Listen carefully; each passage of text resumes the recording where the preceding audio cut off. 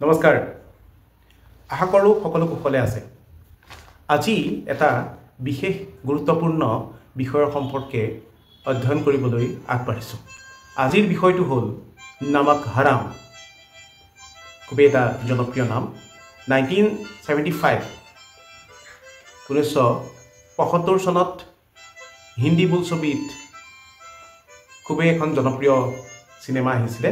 সেইখন হ'ল নামক হাৰাম ৰাজেশ খান্না অমিতাভ বচ্চন ৰেখাই অভিনয় কৰা এই সিনেমাখন সেই সময়ত ব্লকবাষ্টাৰ হৈছিলে অতিকে জনপ্ৰিয় বোলছবি হিচাপে পৰিচিত হৈছিলে আৰু আজি মই আলোচনা কৰিবলৈ ওলাইছোঁ অসামৰিক সেৱাৰ এটা ইণ্টাৰভিউ নামক হাৰাম এই দুয়োটা শিতান কিদৰে জড়িত হৈ আছে আচলতে অসামৰিক সেৱাত বছৰি ভাৰতৰ লক্ষ লক্ষ ছাত্ৰ ছাত্ৰী অৱতীৰ্ণ হয় আৰু সেই অৱতীৰ্ণ হ'বলৈ যাওঁতে ভাৰতৰ প্ৰত্যেকজন সিভিল সাৰ্ভিস এস্পিৰেন্ট অসামৰিক সেৱা প্ৰত্যাশী যুৱক যুৱতীয়ে কঠোৰ শ্ৰম কৰে এসময়ত ময়ো অসামৰিক সেৱাৰ কাৰণে বিশেষভাৱে পৰিশ্ৰম কৰিছিলোঁ আৰু সেই ক্ষেত্ৰত থকা অভিজ্ঞতাসমূহৰ ভিত্তিত এটা সৰু আলোচনা কৰিবলৈ আজি আগবাঢ়িছোঁ এই আলোচনাটোৰ মূল উদ্দেশ্য হ'ল সিভিল সাৰ্ভিস এক্সামিনেশ্যনৰ ভাইভা যেটো সাক্ষাৎকাৰ হয় সেই সাক্ষাৎকাৰত এজন আইএএছ লাভ কৰা অভিজ্ঞতাৰ কিয়দংশ আৰু সেই অভিজ্ঞতাৰ কিয়দংশ মই কম্পিটিটিভ সাকসেস ৰিভিউ নামৰ আলোচনীখনৰ এটা প্ৰবন্ধত পাইছিলোঁ আৰু সেই প্ৰবন্ধৰ সম্পৰ্কে আজি তোমালোকৰ আগত অৱগত কৰিবলৈ আগবাঢ়িছোঁ কথাটো এনেকুৱা যে এজন সিভিল সাৰ্ভিস পদৰ প্ৰত্যাশী যিজনে ভাইভাত বহিছিলে আৰু সেই ভাইভাত যেতিয়া তেওঁ বহিলে তেওঁক ভাইভাত সুধিলে যে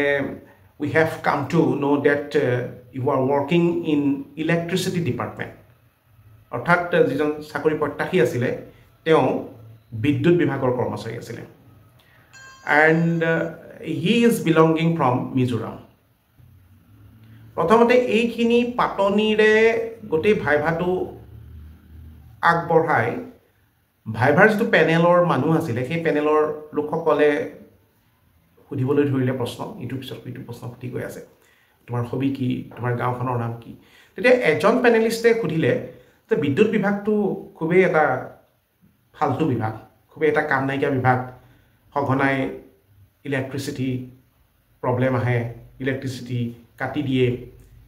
ইটো হয় হিটো হয় ইটো হয় হিটো হয় গোটেই যিবোৰ নিগেটিভ কথা সেই নিগেটিভ কথাবিলাক সেই চাকৰি প্ৰত্যাশীজনৰ আগত এই সিভিল সাৰ্ভিস ইণ্টাৰভিউ যিজন বহি আছে সেইজনৰ আগত গাই আছে তেতিয়া বাকীসকলে কৈছে do you have any comment regarding this statement তেতিয়া এই যিজন চাকৰিৰ কাৰণে বহিছে ইণ্টাৰভিউত বহিছে তেওঁ কৈছে যে নো কমেণ্ট প্ৰতিবাৰেই প্ৰত্যেকজন পেনেলিষ্টে বিদ্যুৎ বিভাগৰ বদনাম গাইছে বিদ্যুৎ বিভাগৰ অসুবিধাসমূহ দেখুৱাই দিছে কিন্তু চাকৰি প্ৰত্যাশীজনে বাৰে বাৰে কৈছে নো কমেণ্ট নো কমেণ্ট নো কমেণ্ট আৰু এইদৰেই নো কমেণ্ট নো কমেণ্ট নো কমেণ্ট কৰি কৰি তেওঁ ইণ্টাৰভিউটো শেষ হ'ল অবভিয়াছলি আমাৰ যিসকল সাধাৰণ লোক আমি ভাবিম যে যিহেতু তেওঁ কোনো এটা প্ৰশ্নৰে উত্তৰ দিব নোৱাৰিলে নিশ্চিতভাৱে তেওঁ চাকৰি পোৱা যোগ্যতা নাই নিশ্চিতভাৱে আমি সেইটোৱে ভাবিম সকলো মানুহে ভাবিব কিন্তু বাস্তৱত সেইটো নহ'ল যেতিয়া ৰিজাল্ট দিলে তেতিয়া দেখা গ'ল যে সেই যে নো কমেণ্ট নো কমেণ্ট নো কমেণ্ট কৰি আছিলে সেই ইণ্টাৰভিউত বহা যিজন প্ৰাৰ্থী আছিলে তেওঁ কিন্তু আইএছ ৰেংকত নিজৰ নাম লিখাবলৈ সক্ষম হ'ল এতিয়া সকলোৰে মনত এটা প্ৰশ্ন আহিব কি প্ৰশ্ন আহিব যে কি নো কমেণ্ট দি থাকিলেও সিভিল সাৰ্ভিসত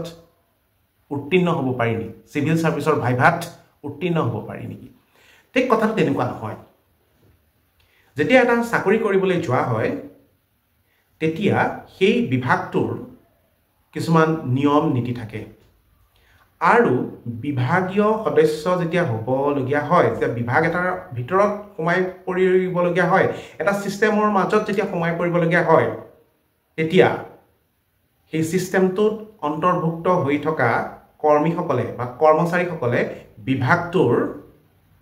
বদনাম বাহিৰত গোৱাটো অনুচিত। বিভাগটোৰ সহকৰ্মীসকলৰ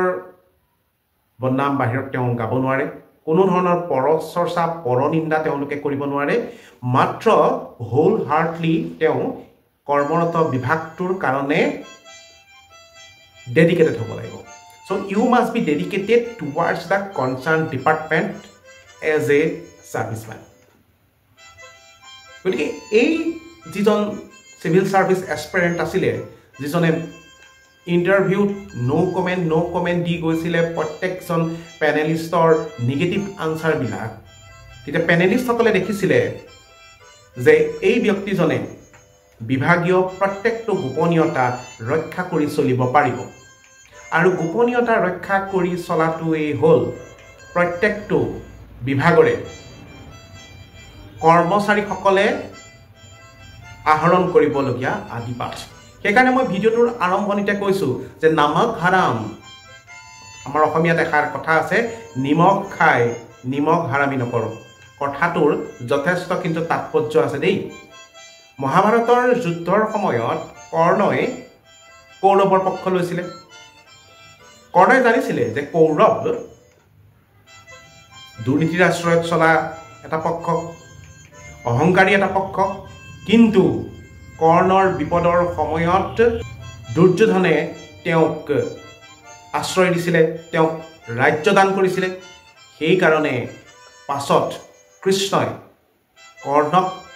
পাণ্ডৱৰ পক্ষ হৈ যুদ্ধ কৰিবলৈ যেতিয়া আহ্বান জনাইছিলে, তেতিয়া কৰ্ণই হাঁহি মুখে কৃষ্ণৰ এই প্ৰস্তাৱ প্ৰত্যাখ্যান কৰিছিলে। কাৰণ কৰ্ণ আছিল নিমখ খাই নিমখ হাৰামি কৰা মানুহবিলাকৰ বিপৰীতে থিয় দিয়া মানুহ, অৰ্থাৎ নিমখ হাৰাম বা নামক হাৰাম হোৱাটো অনুচিত। গতিকে ছাত্ৰ বন্ধুসকল, ভালদৰে পঢ়া শুনা কৰা, আৰু ভৱিষ্যতে যদি অসামৰিক পৰীক্ষাৰ 3টা ধাপ প্ৰিলিমছ, মেইনছ আৰু ভাইভা, এইকেইটাত উত্তীৰ্ণ হ'ব খোজা, তেন্তে কৃষ্ণ সাধনাত মগ্ন হোৱা, নিমখ খাই নিমখ হাৰামি কৰাৰ কথা কেতিয়াও মনলৈ নানিবা। ধন্যবাদ।